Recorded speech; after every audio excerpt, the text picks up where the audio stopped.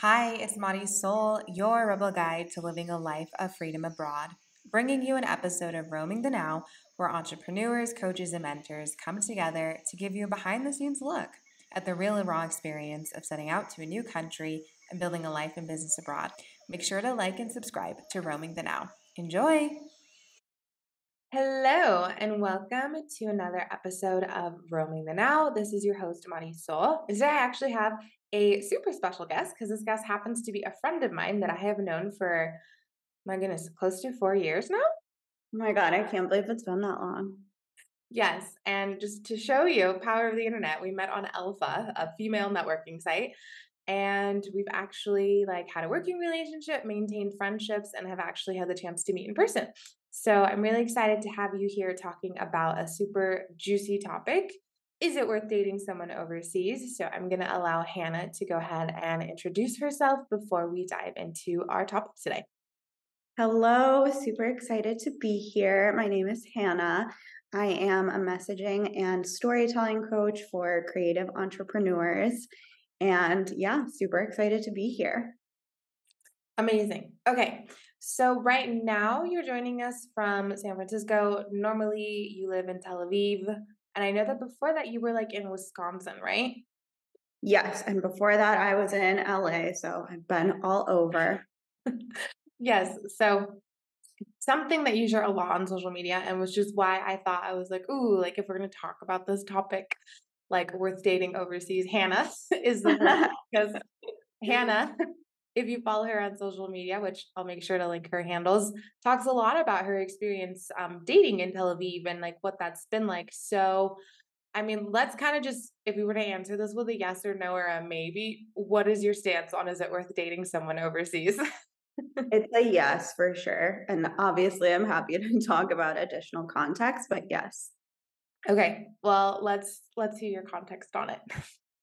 I mean, I think my general philosophy is following your desires is always worth it. Maybe that sounds cheesy, but in general, I think you're never going to go wrong doing something that lights you up. So if that's dating someone overseas, then I think that's a yes.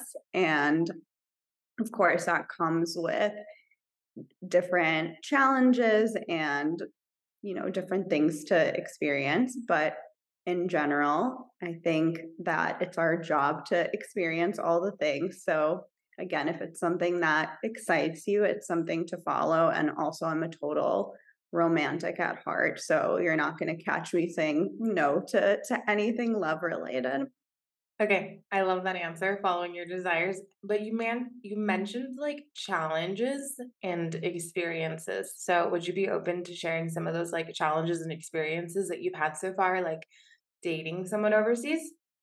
Yeah, of course. I mean, I think if you're not sure that you're going to fully move overseas, like if you're traveling or you haven't decided where you're going to be, it comes with a new set of challenges, because if you fall in love with someone and you're overseas, then you have to navigate a move, if you guys end up being together, which seems like obviously that's a big question. And maybe some people think, well, why are you already thinking about that if you're just enjoying your life and dating? But you never know where things can go. So I do think that's a unique challenge.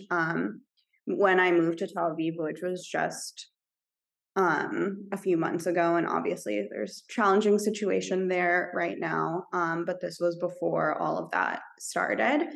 But I wasn't like, this is my homeland, I'm going to be here forever. I was just like, I want to be here for a while. So that adds a whole new set of considerations, because if I meet someone and I feel like I want to be with them forever, okay, where are we going to live? And obviously language barriers, cultural differences, things like that. I think they add to the excitement as well, but they're just additional considerations.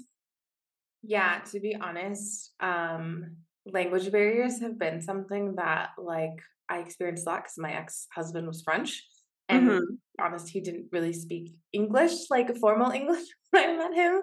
And now my partner is obviously like Hispanic, like Mexican, and there's still this language barrier. And when I reflect on this, I'm kind of like, why have I chosen to be in relationships with people who like don't understand anything I'm saying at first? Oh my god, that's so funny. I mean, yeah, like, I actually didn't, and I'd be curious to hear about your experience with it as well. I didn't think about it much because, like, the people I started dating were fluent. However, there are certain things like, these just little things that, like text etiquette or, ways, punctuation, these ways of wording things that matter so much, especially in initial stages of dating. And that's something I really noticed is like certain things I said, I wasn't sure if like they were being understood the way they would be by an American. Um, so it's interesting. Again, especially I think it's less of a thing like later in dating when you have that really well-formed connection, but early in dating, literally everything matters. So like that's something I had never thought of. Yeah, no, definitely. I think in my experience, like when I reflect on when I was first dating my ex-husband, I like used to just laugh off when I like didn't understand what he was saying. I was just like, whatever. But now in hindsight, I'm kind of like, well, those things were actually kind of important. I probably should not have laughed that off. And then now when I think about like just my current partner, like when we are actually having important discussions, it's like the way you express yourself in English and the way you express yourself in obviously Spanish is different. And like the translations of words, even with like it doesn't all really align. And so I found that like language barrier, if you're not aware, like, oh, that's actually a barrier and can cause like unnecessary conflict in your relationship, like Mhm. it can really be like a big challenge. But the minute you realize, like, oh, we actually don't express ourselves the same way, or I actually like don't understand what you're saying to me because it just like that is not how it would be expressed in like proper English, right? Or vice Yeah. versa, like, proper Spanish. Um, yeah, that was something that just, like, really kinda made me, like, realize, like, "Oh, wow, no, like, it's a real thing." And if you don't actually give it the proper attention it needs and, like, have that level of understanding, it can, like, be a challenge, like, in the relationship. Yeah. Yeah, totally. I feel like, I mean, it sounds so cliche, but it sort of underlines the importance of effective communication. And I don't mean communication like speaking, I mean being like clear with each other to make sure you're on the same page. Even and in that case, that could mean having a conversation around when you said this, I perceived it like this. Did you mean this? And that I think it should exist from the beginning anyway, but it's almost like it's more important to have that earlier on if you're going to have potential misunderstandings around literally speaking. Yeah, and I think, like, if we're thinking just about is that we're dating someone overseas, like, it definitely is, but just, like, have in mind, like, language barrier if you're dating someone from a non-English speaking country, like, is going to be a thing. But if you can go into it with knowing, like, "Oh, like, I'm not a native English speaker, and this is gonna be, like, a barrier," you can navigate it a lot more. And obviously, like, yeah, in hindsight, I'm like, "Oh, well, yeah, no, these weren't problems when I was with people from America, but now." Now you're used to it. You're like, I only date people I'm overseas. like, I am only with people and only date people who are from foreign countries. Like, Love it. You have a type. I would actually say that I do. I definitely tend to go for more European type. But I do have a type. Someone pointed that out to me. I'm here for it. You know what you like. If it ain't broke, don't fix it. It's fun. I was gonna say, I was curious for you because do you use dating apps, right? I do, yes. I'm taking a break from them right now, but normally, yes. Okay. How has that been, like, using dating app in foreign country? Like, is the etiquette that they, like, go about with initiating conversation with you, like, different than, like, you've experienced in the US? So, yes, it's less so about, I guess what I notice, it's less so about how they initiate conversation, although that's different too, but even just certain cultural norms I noticed were different, and I sort of had this battle with myself because I have certain things. I don't follow any sort of rules or anything like that, and I really try to just do whatever my intuition tells me to do when it comes to dating, but I have certain kind of like expectations and boundaries and things that I'm used to, and those come from dating in the US. So when I moved to Tel Aviv, I was like, this is different. The men there move a lot faster. And they're much more like intense, I would say. Um and it's not a bad thing, but it was different. And I don't know, for example, people will go on dates at their houses really early on. That's not really my thing. And that is one probably the closest thing to a rule that I have. So I'm like, okay, well, I don't love this, but also, is it totally different here? I don't know. So it's this balance of trying to figure out, because of course I want to honor my own boundaries, but also you do have to adapt to certain, I mean, you don't have to, but it's that balance of adapting to, it's different here. How am I going to make this work for me versus like, does this actually make me uncomfortable, or am I just not used to doing it? Does that make sense? Yeah, 100%. I feel like because the comes from a lot more like individualistic culture, like we Yeah. take everything so much more slower. We keep everything to ourselves for such a longer period of Yeah. time. Yes. Then So you and then you leave the US and then you go to like a country that is more collectivist, right? Like they're really about community. And then you just realize how like nothing's really a secret. Everyone is just like, "Oh yeah, like come meet my parents," or yeah, like oh my come meet gosh, my so true. Yes, so true. Or like and they're like that too. Or like there's this one guy who I dated and he was divorced, and we were really vibing very early on. Normally I wouldn't ask someone about their divorce early on, but we were really vibing, so I did, and I said, I'm sorry, I sometimes like, if that's too personal for you, you of course don't have to answer. And he was like, what are you talking about? Everyone asks me that like immediately. It's just different. So, and I actually appreciate, they're very like direct and open, and it's too much for a lot of people, but I'm pretty like, I would rather someone be like too direct, too honest, too open than like too many social niceties. Yeah, 100%. I agree with you. I definitely prefer the directness and the openness because I just feel like it helps you make your decisions a lot quicker, right? Like in terms of I mean, everything has its time period and its experience, but when you're able to be open and direct around things, it really just helps you to guide like where this is going to go a lot sooner instead of as like I guess I would consider in the US like the niceties kind of tend to keep you playing a game, which is like not fun. Exactly. Yeah, exactly. I think it just ends up being more authentic and real, which I appreciate. Yeah. It actually reminds me of how I remember asking um like when I was dating my ex-husband, like because this was like a moment of like, what? Like this is so different. I had asked, so like what are we? And he was like, obviously we're boyfriend and girlfriend. And like for me, I was um like Yes. we didn't like have an official conversation around this. Like Mhm. well, he was like, obviously, it's been like what a month, and I was like, oh, okay. Like I guess that's like how it works like in France. Like once you're Like, like that's so different. you know.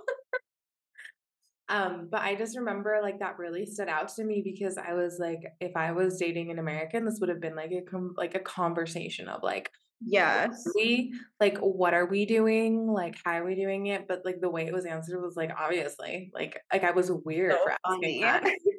Yeah, and after a month too, like, for sure, that would not be assumed in the States. Mm-mm. Like that was definitely in what if I'm thinking back in time, that was like in what 2015 like 2016. So like definitely. And I feel like now, I mean, I haven't dated in the US in a long time because that's never Right. been. I don't know. When I think about returning to the dating scene, I'm like, yeah, no, I'll just like stay like a single mom with my 5 sholas. Who can blame you? Yes. Just because I feel like I don't know, it just feels like so different. Like it would be kind of like I feel like stepping into the dating scene for me nowadays would be like me literally traveling to a foreign country because I just like have no experience with it.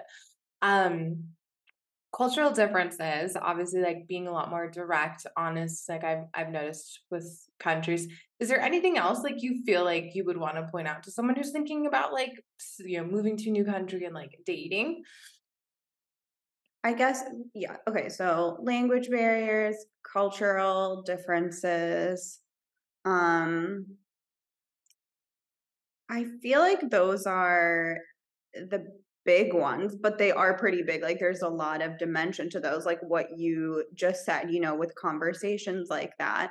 I think just with any sort of dating experience, period, but especially with any sort of dating experience that's different than quote unquote the norm. And when I say norm, I don't mean it's like normal, just what you're used to. I think you have to be extra mindful about your and on top of your communication skills. Like I would say the same thing. I am not polyamorous, but I feel like if you're going to be successfully polyamorous, for example, you have to be such a good communicator because all of these assumptions and things that you're used to are totally different. And I feel like, I mean, dating abroad is not, in my opinion, as intense as or doesn't require as much skill in communication probably as being polyamorous, but I think the same principle applies. If you're doing something that's different than what your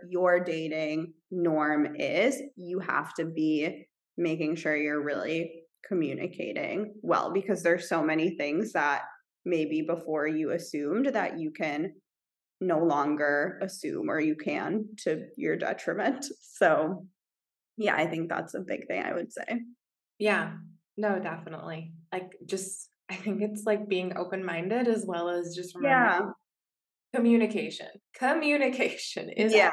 everything. Yeah, like it's so basic to say like, oh, good communication, but it's so deep and it's easier said than done for sure. And I think like the second thing I would say is also just being really in touch with yourself because in order to also effectively communicate and share what you want, like that is vulnerable. You're going to, I think, like you have to be willing to have more conversations that you're maybe hesitant to have because if you want to have the what are we conversation or whatever it may be or there's something you're not sure about when it comes to your status and you don't have those assumptions anymore, you have to be more willing to have those conversations if you're going to be successful, I think. Yeah, 100%. I definitely think yeah, it really is so basic and fundamental, but for some reason I feel like it's because everyone just like, you get swept up in the romance, like you get swept up in like, Yeah. oh, this is so fun, and then we just like forget. Yeah, totally. Yeah. Okay, so I am actually really curious. What kind of led you to begin sharing your experience dating in Tel Aviv on Instagram? And like, I enjoy the stories. I enjoy like seeing your recount experiences, but I would just Thank like to know you. like what led you to deciding to do that because it is a vulnerable share, right? Yeah, yeah, it definitely is. And I did hesitate about it, but I'm such a big proponent of people sharing who they are in just being their full selves in their businesses in general. That's kind of one of the things that I teach my clients. And I think that that is that allow from truly actually a strategic perspective, the more you feel like you can be yourself, the more sustainable your life and business and enjoyable are going to be in general. And so it's not like, oh, I need to constantly share my dating life in order to be myself, but it's important to me to share my life experiences and not feel like I have to hide this. Um, so that was part of it, just feeling like, okay, well, I'm doing this so much. It's really important to me to find a partner. And it feels like if I'm constantly talking about my life and my business on social media, it feels like silly to not mention it when, again, it is a big part of my life. So that's a piece of it. I also think it's kind of fun. And in general, people in real life will ask me for the stories, and I know people want to be entertained. And when I have some good stories, I think it's fun to share. And I always get like good feedback on it. And so I figured, okay, why don't I share this? And then the final piece of it is honestly like it can be very frustrating as well. And it's actually helpful to share because it allows me to have a more, I always want to have like a fun, playful relationship with dating. I don't want it to weigh on me. And of course, there's like frustrating and difficult situations, but I never want to be like in that headspace. And I think like sharing it actually really helps with that and just keeps it more fun and light. So that was a really long answer, but those are my thoughts around it. Well, I think that's good.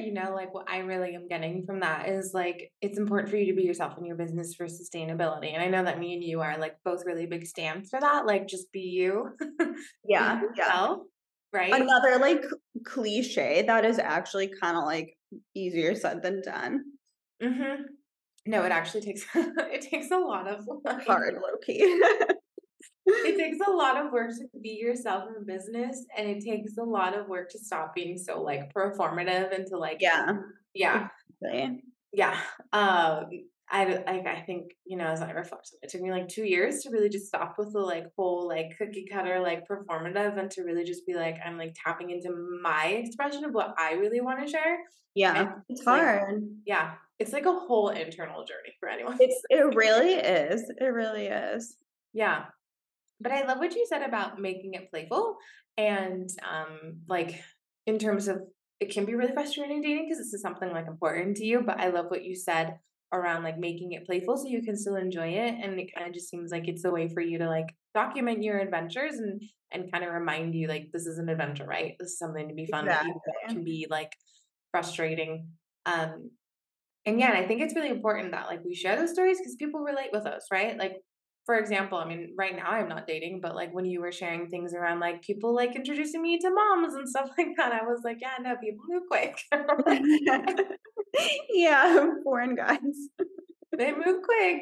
They do. Um, like, yeah, on another level quick. But with that being said, I think that it really just kind of ties into what you do in your work of like marketing and storytelling, which I think people get really kind of like off because it's like, when we're having a personal brand, it's about sharing stories that are, we're the main character, but that person on the other side relates to it. And then that builds that connection and that Mhm.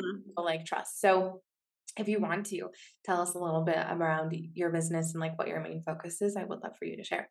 Yes, absolutely. Thank you. So, as I mentioned earlier, I'm a messaging and storytelling coach for creative entrepreneurs, lots of people in the wellness space, coaches, therapists, as well as others. So, from a strategic perspective, we work on, nailing the message, being able to communicate the value of what you offer so that you attract aligned clients. And that sounds like a very strategic thing, and it is half very strategic. And the other half is learning to really become fully expressed, which, as you mentioned, is an internal journey. And it's really like impossible to have just the strategy. Like, yes, I teach copywriting and messaging and talking about your offers and all those things. But then the second piece of it is getting so comfortable sharing the fullness of who you are with others, which is not you can't, that doesn't come through learning like copywriting. That's an internal journey. And so that is what creates that really deep connection with your audience. So, weirdly, it goes along with this dating stuff because I don't do that as quote unquote a strategy to connect with my audience, but because I'm being myself and talking about my life and allowing the messy and vulnerable parts to be shown, that does end up helping me connect with my audience. So it's not like I'm doing it to market my business, but it kind of does in a way just because I'm creating connection. So again, long answer, but relevant to this discussion. Yeah, no, I definitely agree with you. I feel like when I mean, storytelling marketing, everyone's like, follow this formula. And honestly, when I scroll my feed nowadays and I see everyone like writing posts in the same way, in the same, Yeah, I kind of am like, ugh, like, I'm like, exactly. wish I could shake you and be like, can you just be yourself? And like, Yeah. that is that's literally what it is, right? Yeah, Um, people can feel it. yeah. And it's just been so interesting because the more obviously I've leaned into my self-expression and bringing that into my writing and really just even with, roaming the now, like this is a place of self-expression. Like I'm just being myself and doing things that I enjoy and that's sustainable for me. But the more Mhm. I notice people and I pick up on that energy of like, you're following a formula. Like I actually Right. want to hear from you. Like I'm sure you're awesome and amazing. Like, so please just like be you. Like that's how to stand out, you know? Mhm. It did take me a while though to realize that, probably like 2 years. Yeah, no, it took me a while too. It's like it's not easy to share all of yourself. It sounds cheesy, but it's true.